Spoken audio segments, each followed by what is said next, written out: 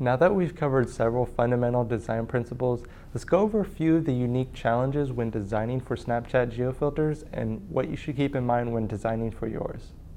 Since there are unique challenges to designing for geofilters, here are a few fundamental design principles that are unique to geofilters. First is the idea of contrast, and we mentioned in the fundamental design principle lesson that contrast is a combination of the background and the foreground being very different in value. And so since photos and videos tend to be a little bit darker in value, they tend to be around 50%, which is a middle gray. Instead of using black, white tends to stand out better on these photos. So even though they are technically white is the highest level of value that you can get, and black is the lowest level of value you can get, and this is a 50% gray, they should stand out equally. However, you can tell that the white one probably stands out most to you. So it's just a good rule to keep in mind that stay away from darks like black if you want yours to really stand out, and tend towards light colors and whites. Next is the idea of a background, and backgrounds are extremely important to make sure that your design looks exactly how you want it to. Now, with geofilters, there's really no such thing as a background. Each geofilter is transparent, and it's going to take on the background of whatever the photo or video is at that moment. With geofilters, your background's always going to be changing because each photo and video is going to be different. And because your background is going to change, it's going to affect how your filter looks. So we need a way to separate the filter from the background in order to maintain that legibility if you have text, and also the consistency among each different background.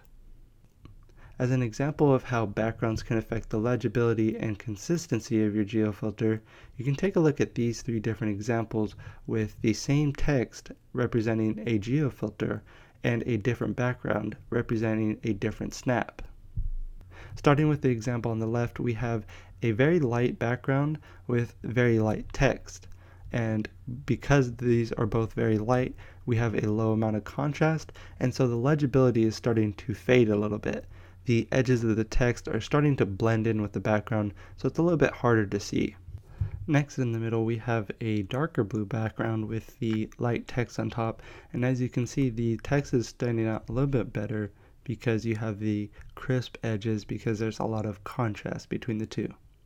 And finally, on the right side of the screen, we have one that's kind of in between with a green background that's a medium amount of contrast.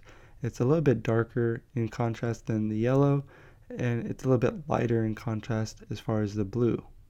So there are several different ways that you can go about separating your text or images from the background in order to make your filter stand out.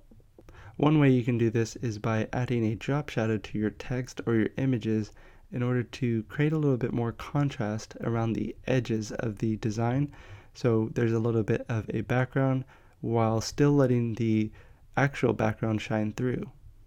Next is by creating a small border around your text or your images in order to create a small amount of contrast on the edges in order to make it stand out a little bit more. And finally is to create your own background using solid or even transparent shapes behind your text or your images. So again, you have shadows, borders, and shapes, and you can also use a combination of these. However, try not to use too many because it's probably going to bump up your file size, and you want to keep it around 300 kilobytes. A couple other things to keep in mind is first to stay away from doing shadows that are very large or have large blurs because these tend to take up a lot of size when it comes to your file size. And second, when you go to choose a color for your border or your background shape, try to choose colors that are very high or low in value just because those are colors that are generally going to be easier to contrast with a photo rather than colors like red, which are usually in between a dark and a light, so it's going to be harder to see because it has a lower contrast. And the final concept is to design for the screen, and your design shouldn't cover more than 25% of the total screen area, and this is just to keep enough room for the actual photo or the snap to come through the design without too many things blocking its way. Next is to keep in mind the areas that may have text or icons that may cover up your design, and to avoid including important parts of your design in those areas when designing your geofilter. A good way to do this is by giving yourself about a 149 pixel buffer from the top or the bottom of the screen, wherever your geofilter is at, and that should help you avoid those areas. So now that we've covered some of the unique fundamental design principles, in the next lesson, we're going to cover some of the pens, pencils, and tools I use when concepting out ideas for a geofilter.